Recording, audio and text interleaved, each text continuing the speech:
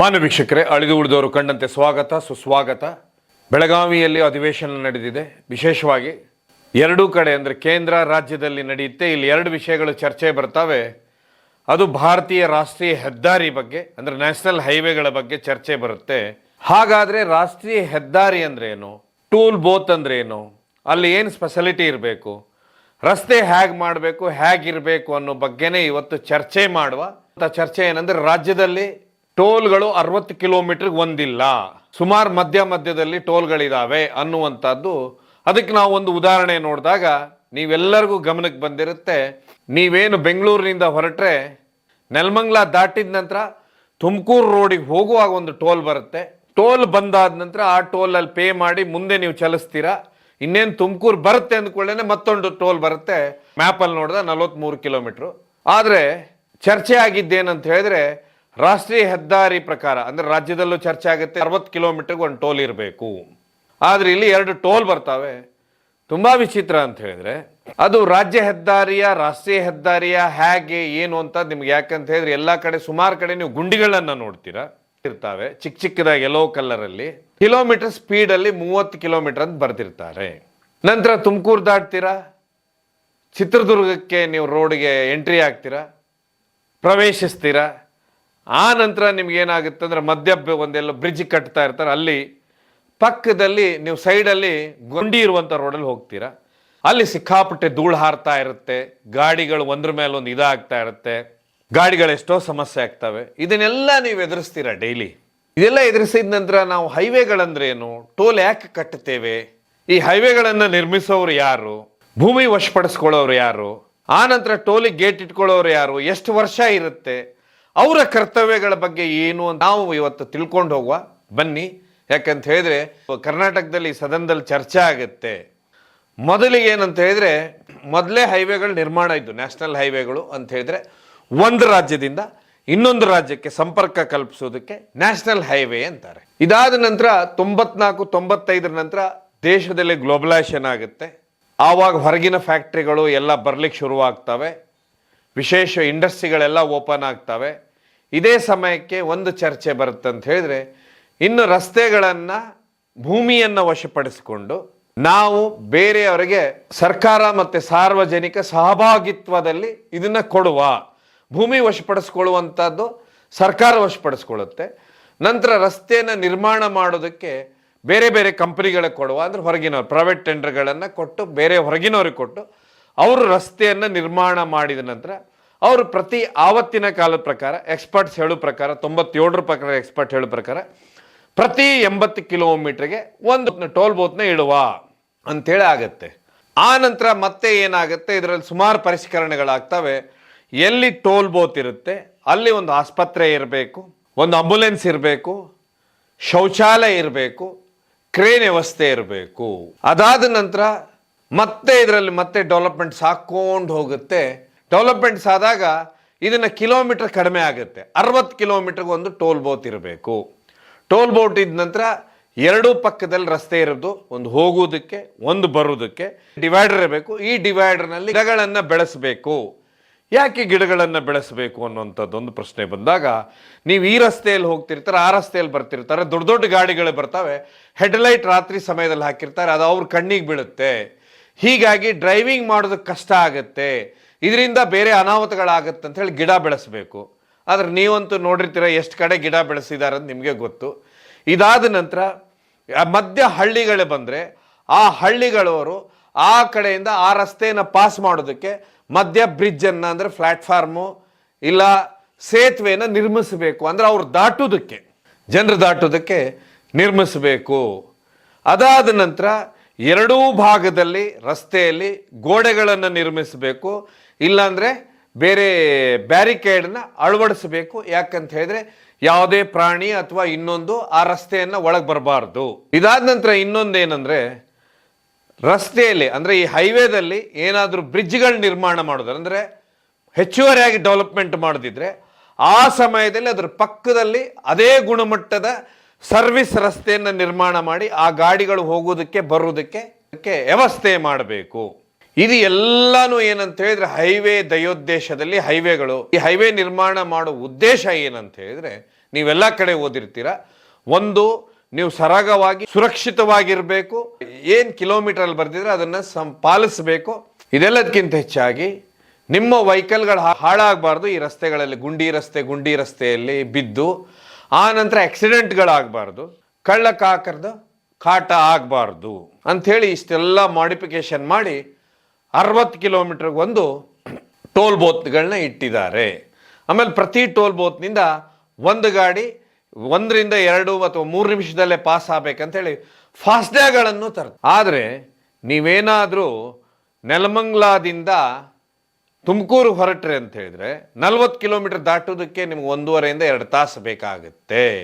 ಯಾಕಂದರೆ ನೀವು ಗುಂಡಿಗಳು ಅಷ್ಟೇ ನೋಡ್ಲಿಕ್ಕೆ ಸಿಗ್ತವೆ. ಎಲ್ಲ ಕಡೆನೂ ರಸ್ತೆಯಲ್ಲಿ ಕ್ರಾಸಿಂಗ್ ಇರುವುದರಿಂದ ನಿಮಗೆ ಎಲ್ಲೋ ಪಟ್ಟಿಗಳು ಅಷ್ಟೇ ಸಿಗ್ತವೆ. ಇದೆಲ್ಲದಕ್ಕಿಂತ ಹೆಚ್ಚಾಗಿ ಅಲ್ಲಿ ಬರದೇ ಬಿಟ್ಟಿದ್ದಾರೆ 30 ಕಿಲೋಮೀಟರ್ ಸ್ಪೀಡು ಅಂಥೇಳಿ. ಹಾಗಾದರೆ ಈ ರೀತಿ ನೀವು ಗೇರ್ ಬದಲಿಸ್ಕೊಂಡು ಹೋದಾಗ ಇನ್ಯಾವ ಮೈಲೇಜ್ ಬರುತ್ತೆ ಈ ರಸ್ತೆಯಲ್ಲಿ ಅನ್ನೋದು ನಾವು ಯೋಚನೆ ಮಾಡಬೇಕು. ಯಾಕಂತ ಹೇಳಿದರೆ ನಾವು ಯಾವುದೇ ಕಾರು ಅಥವಾ ಯಾವುದೇ ವೆಹಿಕಲ್ ಪರ್ಚೇಸ್ ಮಾಡೋತ್ತಿಗೆ ಅದರಲ್ಲಿ ವಿಶೇಷವಾಗಿ ವೈಟ್ ಬೋರ್ಡ್ ಇದ್ದರೆ ರೋಡ್ ಟ್ಯಾಕ್ಸ್ನ ನಾವು ಕಟ್ಟಿರ್ತೇವೆ, ಲೈಫ್ ಟೈಮ್ ರೋಡ್ ಟ್ಯಾಕ್ಸನ್ನು ವೈಟ್ ಬೋರ್ಡ್ ಇದ್ದಾಗ.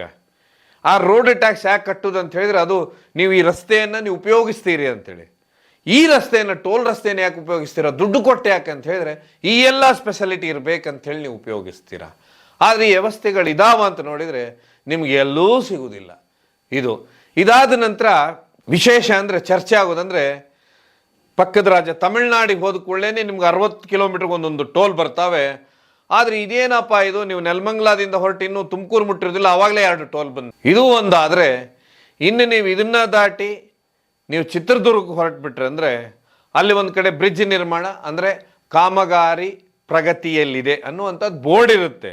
ಆದರೆ ಬೋರ್ಡಿನ ಪಕ್ಕ ನೀವು ರಸ್ತೆ ನೋಡಿಬಿಟ್ರೆ ಅದರಲ್ಲಿ ಸುಮಾರು ಗುಂಡಿಗಳು ಧೂಳು ಹಾರ್ತಾ ಇರುತ್ತೆ, ಗಾಡಿಗಳು ಅದರ ಮೇಲೆ ತೆವಳುಕೊಂಡು ಹೋಗ್ತಾ ಇರ್ತವೆ. ಹಾಗಾದರೆ ಇದೆಲ್ಲ ಯಾರ್ದಪ್ಪ ಜವಾಬ್ದಾರಿ? ಈ ಪ್ರಶ್ನೆನ ಯಾರನ್ನ ಕೇಳಬೇಕು? ಯಾಕಂತ ಹೇಳಿದ್ರೆ ಇವತ್ತು ರಸ್ತೆ ಅನ್ನೋದು ದೊಡ್ಡ ಮಟ್ಟದ ಉದ್ಯಮನೇ ಆಗಿಬಿಟ್ಟಿದೆ ಅದು. ಯಾಕಂದರೆ ಎಲ್ಲ ಕಡೆ ರಸ್ತೆಗಳು ನಿರ್ಮಾಣ ಆಗ್ತಾವೆ, ಎಲ್ಲ ಕಡೆ ಟೋಲು. ನೀವೇನಾದರೂ ಗಾಡಿ ತೊಗೊಂಡು ಹೊರಗೆ ಬಿಟ್ರೆ ಅಂತ ಹೇಳಿದರೆ ಕಿಲೋಮೀಟ್ರ್ ಬೆಂಗಳೂರಿನಿಂದ 400 ಕಿಲೋಮೀಟ್ರ್ ಹೋಗಿ ಬರೋ ಹೊತ್ತಿಗೆ ನಿಮ್ದಾಗ್ಲೇ ಪ್ರತಿ ಟೋಲಲ್ಲಿ ಹೋಗಿ ಸುಮಾರು ದುಡ್ಡು ಖರ್ಚಾಗ್ಬಿಟ್ಟಿರುತ್ತೆ. ಅಂತ ಹೇಳಿದರೆ ಮನುಷ್ಯ ಊಟ ಮಾಡ್ತಾನೋ, ತಿಂತಾನೋ, ದಿನಸಿ ಐಟಮ್ ಖರೀದಿ ಮಾಡ್ತಾನೋ ಅಥವಾ ಬೇರೆ ಬೇರೆ ಡ್ರೆಸ್ ಖರೀದಿ ಮಾಡ್ತಾನೋ, ಏನು ಮಾಡ್ತಾನೋ ಅದು ಅವನೋ ನಾಯ್ಕೆಗೆ. ಆದರೆ ಈ ಹೈವೇಗಳ ರಸ್ತೆಗಳಲ್ಲಿ ಇಳಿದಾಗ ಅಲ್ಲಿ ನಿಲ್ಲಿಸು, ಟೋಲ್ ಕೊಡು ಮುಂದೋಗು. ಹಾಗಾದರೆ ಇನ್ನು ಮೇಲೆ ದಯವಿಟ್ಟು ನೀವೆಲ್ಲ ಯೋಚನೆ ಮಾಡಬೇಕಾದಂಥ ಪ್ರಶ್ನೆ ಅಂದರೆ ಟೋಲ್ಗಳು ಎಷ್ಟು ನಿಮ್ಮ ಗಾಡಿಯಲ್ಲಿ ಹೋಗ್ತಿರ್ತಾರೆ, 60 ಕಿಲೋಮೀಟರ್ ಒಂದೇ ಟೋಲ್ ಬರುತ್ತಾ ಅನ್ನೋದು ನೋಡಬೇಕಾಗುತ್ತೆ. ಯಾಕಂದರೆ 60 ಕಿಲೋಮೀಟರ್ ರೂಲ್ಸ್ ಇದ್ಮೇಲೆ ಮತ್ತೆ 60 ಕಿಲೋಮೀಟರ್ ಒಂದಿರಬೇಕಲ್ಲ. ಇದನ್ನೇ ಚರ್ಚೆ ಆಗಿದ್ದಲ್ಲ ಇವತ್ತು ಸದನಗಳಲ್ಲಿ ಚರ್ಚೆ ಆಗಿದ್ದಂದ್ರೆ ಇದೇ ವಿಷಯನೇ. ಇದನ್ನ ಪ್ರಶ್ನೆ ಯಾರು ಮಾಡ್ಬೇಕಂತ ಹೇಳಿದ್ರೆ ಈಗ, ಯಾಕಂದ್ರೆ ಈ ನಿರ್ಮಾಣ ಎಲ್ಲ ರಾಷ್ಟ್ರೀಯ ಹೆದ್ದಾರಿ ಮಾಡುತ್ತೆ. ಹಾಗಾದ್ರೆ ರಾಜ್ಯ ಸರ್ಕಾರ ಈ ಪ್ರಶ್ನೆ ಮಾಡಲೇಬೇಕಾಗತ್ತೆ, ಯಾಕೆ ಇಷ್ಟೊಂದು ಟೋಲ್ಗಳಿದಾವೆ, ನಮ್ಗೆ 60 ಕಿಲೋಮೀಟರ್ಗೆ ಒಂದು ಟೋಲ್ ಇರಬೇಕಲ್ಲ ಅಂಥೇಳಿ. ಈ ಪ್ರಶ್ನೆನ ಯಾರು ಕೇಳಬೇಕು? ದಯವಿಟ್ಟು ಕಾರ್ನಲ್ಲಿ ಹೋಗ್ತಾ ಇರೋರು, ಗಾಡಿಯಲ್ಲಿ ಹೋಗ್ತಾ ಇರೋರು, ಅವ್ರ ಕಿಲೋಮೀಟರ್ ನೋಡಿದಾಗ ಹೇಗೆ ಕೇಳಬೇಕಾಗತ್ತೆ. ಇದೆಲ್ಲ ನಮ್ಮ ಮೂಲ ಪ್ರಶ್ನೆಗಳಾಗ್ತಾವೆ.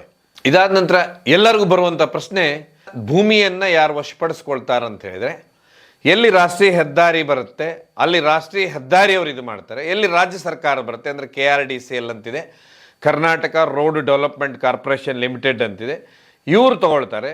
ಇದಾದ ನಂತರ ಇವ್ರು ಏನು ಮಾಡ್ತಾರೆ ಅಂತ ಹೇಳಿದ್ರೆ ಭೂಮಿಯನ್ನು ತಗೊಂಡು ಟೆಂಡರ್ ಅಂತ ಹೇಳಿದ್ರೆ ಟೆಂಡರ್ ಕರೀತಾರೆ. ಅಂದ್ರೆ ಅದು ದೊಡ್ಡ ಉದ್ಯಮ, ಅದು ನಮ್ಮ ದೇಶದಲ್ಲೇ ರಸ್ತೆ ಅನ್ನೋದಕ್ಕೆ ದೊಡ್ಡ ಉದ್ಯಮ ಆಗಿದೆ. ಎಲ್ಲ ಕಡೆನೂ ಹೊಸ ರಸ್ತೆಗಳು ರೆಡಿ ಆಗ್ತಾ ಇದ್ದಾವೆ.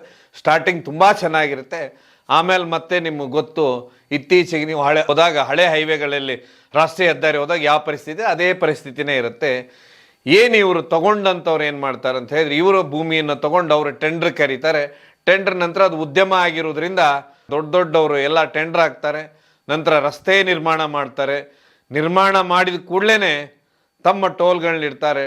ಟೋಲ್ಗಳು ಇಡುವತ್ತಿಗೆ ಒಂದು ನಿರ್ಧಾರ ಆಗಬೇಕಾಗಿರುತ್ತೆ, ಇದಕ್ಕೆ ಎಷ್ಟು ವರ್ಷ ಲೀಸ್ ಕೊಡೋದು, ಇಲ್ಲಿ ಎಷ್ಟು ಇದು ಇಡೋದು ಅಂಥೇಳಿ. ಆಗ ಅವ್ರು ಏನು ಮಾಡ್ತಾರೆ ಅಂದರೆ ಪುಸ್ತಕದಲ್ಲ ಕೂತ್ಕೊಂಡು ಬರಿತಾ ಇರ್ತಾರೆ ನೋಡಿ, ಕೆಲವೊಬ್ಬರು ಟೋಲ್ ಪಕ್ಕದಲ್ಲಿ ಕೂತ್ಕೊಂಡು ಎಷ್ಟು ಗಾಡಿಗಳು ಹೋಗ್ತಾ ಇದ್ದಾವೆ ಅಂತ ಲೆಕ್ಕಾಚಾರ ಮಾಡ್ತಾರೆ. ಅದರಿಂದ ಒಂದು ಕ್ಯಾಲ್ಕುಲೇಷನ್ ಮಾಡ್ತಾರೆ, ಇಷ್ಟು ಗಾಡಿಗಳು ಹೋಗ್ತಾವೆ, ಇಷ್ಟಿಷ್ಟು ಇದು ಅಂಥೇಳಿ. ಅದಾದ ನಂತರ ಇಷ್ಟು ಗಾಡಿಗಳ ಪಾಸ್ ಆದರೆ ಈ ದುಡ್ಡು ಈ ರೀತಿ ಇಡಬೇಕು, ಇದಕ್ಕೆ ಇದು ಇಷ್ಟು ವರ್ಷ ಲೀಸ್ ಕೊಡಬೇಕು ಅನ್ನುವಂಥದ್ದು. ಇದೆಲ್ಲ ಆದ ನಂತರ ಆ ಪೂರ್ತಿ ಲೀಸ್ ಇರುವವರೆಗೂ ಆ ರೋಡನ್ನು ಸುರಕ್ಷಿತವಾಗಿ ಇಡುವಂಥ ಕರ್ತವ್ಯನೂ ಅವ್ರದ್ದೇ ಆಗಿರುತ್ತೆ. ರಸ್ತೆಯಲ್ಲಿ ಒಂದು ಗುಂಡಿಗಳಿರಬಾರ್ದು, ಅಕ್ಕಪಕ್ಕ ಎಲ್ಲ ಕಡೆ ತಡೆಗೋಡೆ ಅಥವಾ ಬ್ಯಾರಿಕೇಡ್ಗಳಿರಬೇಕು. ಪ್ರತಿ ಹಳ್ಳಿ ಬಂದಲ್ಲಿ ಹಳ್ಳಿಯವರು ಆ ಭಾಗದಿಂದ ಈ ಭಾಗ ದಾಟೋದಕ್ಕೆ ಬ್ರಿಡ್ಜು ಇಲ್ಲ ಅಂಡರ್ ಫ್ಲೈಓವರ್ ಬೇಕಾಗಿರುತ್ತೆ. ಮಧ್ಯ ಗಿಡಗಳನ್ನು ಬೆಳೆಸಬೇಕಾಗತ್ತೆ, ಲೈಟ್ ಕ್ರಾಸ್ ಆಗಬಾರ್ದಂತ ಹೇಳಿ. ಇದೆಲ್ಲದಕ್ಕಿಂತ ವಿಶೇಷವಾಗಿ ಆಸ್ಪತ್ರೆ ಇರಬೇಕು, ಶೌಚಾಲಯ ಇರಬೇಕು, ಕ್ರೇನು, ಆಂಬುಲೆನ್ಸ್ ಇರಬೇಕು. ರಸ್ತೆಯಲ್ಲಿ ಬ್ರಿಡ್ಜು ಅಥವಾ ಇನ್ನೊಂದು ನಿರ್ಮಾಣ ಆಗ್ತಾ ಇದ್ರೆ ಅಷ್ಟೇ ಗುಣಮಟ್ಟದ ರಸ್ತೆ ಪಕ್ಕದಲ್ಲಿ ಇರಬೇಕು. ಇದೆಲ್ಲ ಇದಾವ ಇಲ್ವಾ ಅನ್ನುವಂಥದ್ದೇ ದೊಡ್ಡ ಪ್ರಶ್ನೆ. ಇಲ್ಲ ಅಂದರೆ ನಾವು ನಮ್ಮ ಗಾಡಿಗೆ ರೋಡ್ ಟ್ಯಾಕ್ಸ್ ಯಾಕೆ ಕಟ್ಟುತ್ತೇವೆ ಅನ್ನೋಂಥದ್ದು ದೊಡ್ಡ ಪ್ರಶ್ನೆ. ಈ ಕಿಲೋಮೀಟ್ರಿಗೆ ಇಷ್ಟ ಅಂತೇಳಿ ದುಡ್ಡು ಕೊಟ್ಟು ಹೋಗೋ ಕಾರಣ ಸುರಕ್ಷಿತವಾಗಿ ಹೋಗಬೇಕು, ಒಳ್ಳೆಯ ಮೈಲೇಜ್ ಬರಬೇಕು, ಬೇರೆ ಯಾವುದೇ ಸಮಸ್ಯೆಗಳಿರಬಾರ್ದು. ಏನಾದರೂ ಸಮಸ್ಯೆಗಳಾದರೆ ತಕ್ಷಣದಲ್ಲೇ ಸ್ಪಂದನೆ ಆಗಬೇಕು. ನಮ್ಮ ಮೂಲಭೂತವಾದ ಕಾರಣ ಇರುವುದೇ ಇದು. ಆದರೆ ಇಲ್ಲಿ ಇದನ್ನೆಲ್ಲರೂ ಯಾರು ಪಾಲಿಸ್ತಾ ಇದ್ದಾರೆ ಅನ್ನೋಂಥದ್ದೇ ದೊಡ್ಡ ವಿಷಯ. ಹೀಗಾಗಿ ಈ ಬಾರಿ ಈ ವಿಷಯ ಸದನದಲ್ಲೂ ಚರ್ಚೆ ಆಗುತ್ತೆ. ಹೀಗಾಗಿ ಸಂಬಂಧಪಟ್ಟವರು ದಯವಿಟ್ಟು ಯಾರು ಇದನ್ನು ಈ ಹೈವೇಗೆ ಸಂಬಂಧಪಟ್ಟಂಥವ್ರು ಇದ್ದಾರೆ ಅವ್ರಿಗೆ ಕೇಳಲೇಬೇಕಾಗತ್ತೆ ಇವೆಲ್ಲ ಪ್ರಶ್ನೆಗಳನ್ನು ಅಂತ ಹೇಳ್ತಾ ಈ ಕಾರ್ಯಕ್ರಮನ ಮುಗಿಸ್ತೇನೆ. ಇದು ನಿಮ್ಮೆಲ್ಲರ ಮಾಹಿತಿಗೋಸ್ಕರ ಏನಾಗಿತ್ತು ಏನಂತ ಹೇಳಿ ನಾವು ವಿಶೇಷವಾದ ಎಕ್ಸ್ಪರ್ಟ್ಸ್ ಇದ್ದಾರೆ, ಅವ್ರ ಹತ್ರ ಕ್ರೋಢೀಕರಿಸಿದಂಥ ಮಾಹಿತಿ ನಾನು ನಿಮ್ಮ ಮುಂದಿಟ್ಟಿದ್ದೇನೆ. ಈ ಕಾರ್ಯಕ್ರಮ ಕೇವಲ ಜನಜಾಗೃತಿಗೋಸ್ಕರ. ನಾವಿಷ್ಟೆಲ್ಲ ದುಡ್ಡು ಕೊಟ್ಟು ಹೈವೇಗಳಲ್ಲಿ ಓಡಾಡ್ತಿದ್ದೇವೆ. ಆ ಹೈವೇಗಳಲ್ಲಿ ಇವೆಲ್ಲ ಸೌಲಭ್ಯಗಳಿದಾವ. 60 ಕಿಲೋಮೀಟ್ರಿಗೆ ಒಂದು ಟೋಲ್ ಗೇಟ್ ಇದೆನಾ? ಇದು ದೊಡ್ಡ ಉದ್ಯಮವಾಗಿ ಮಾರ್ಪಟ್ಟಿದ್ರಿಂದನೇ ಈ ಪ್ರಶ್ನೆ ಬರುತ್ತೆ ಇವತ್ತು. ಇದು ನಿಮ್ಮೆಲ್ಲರ ಪ್ರಶ್ನೆ ಆಗಿದೆ. ಇದು ಕೇವಲ ಜನಜಾಗೃತಿಗೋಸ್ಕರ. ಕಾರ್ಯಕ್ರಮ ನೋಡಿದ್ದಕ್ಕೆ ಧನ್ಯವಾದ ಅಂತ ಹೇಳ್ತಾ ಈ ಕಾರ್ಯಕ್ರಮ ಮುಗಿಸ್ತೇನೆ. ಧನ್ಯವಾದ.